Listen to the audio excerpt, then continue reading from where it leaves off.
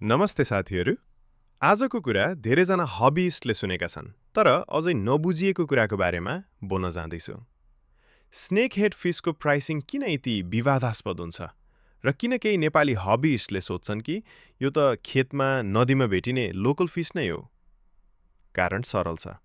हामीले चाइल्डहुडमा देखेको common snake head र आज मार्केटमा भेटिने प्रिमियम स्नेक हेड एकै होइनन्।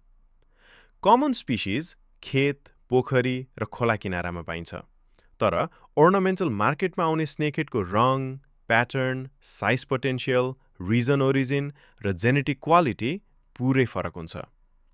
प्रिमियम स्नेक हेडहरू केही देशमा प्रोटेक्टेड छन्, केही कन्ट्रोल्ड एक्सपोर्टमा हुन्छन् र केही त रेयर भेरिएन्टको रूपमा लिमिटेड सप्लाईमा मात्र उपलब्ध हुन्छन्।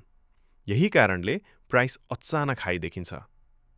समस्या कहाँबाट सुरु हुन्छ भने धेरै हबिस्टले नाम स्नेकेड छ भने सबै लोकल फिस जस्तै सस्तो हुन्छ भन्ने सोच राख्छन्। तर फिस किपिङ हबीमा नाम एउटै भए पनि भेराइटी, ब्लड लाइन र रिजनले भ्यालीमा ठूलो फरक ल्याउँछ। उदाहरणका लागि, चन्ना आन्ड्राओ, चन्ना बार्का, चन्ना अरन्ती म्याकुलाटा, चन्ना ब्लेहेरी यी ornamental स्नेकेडहरू फिल्डमा भेटिने सामान्य चन्नाभन्दा पुरै फरक हुन्छन्।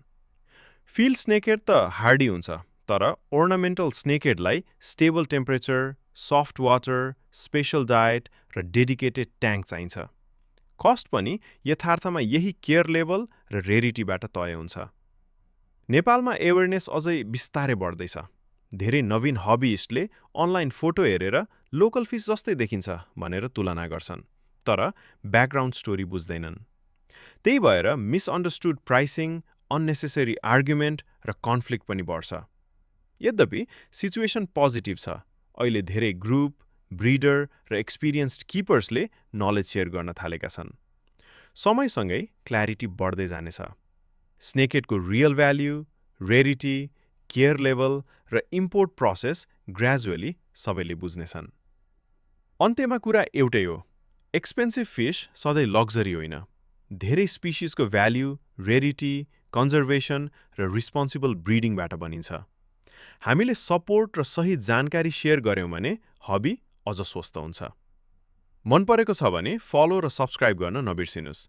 अझ धेरै फिस नलेज, एवेरनेस कन्टेन्ट र हबी ग्रोथ स्टोरिज हामी निरन्तर ल्याउँदै जानेछौँ।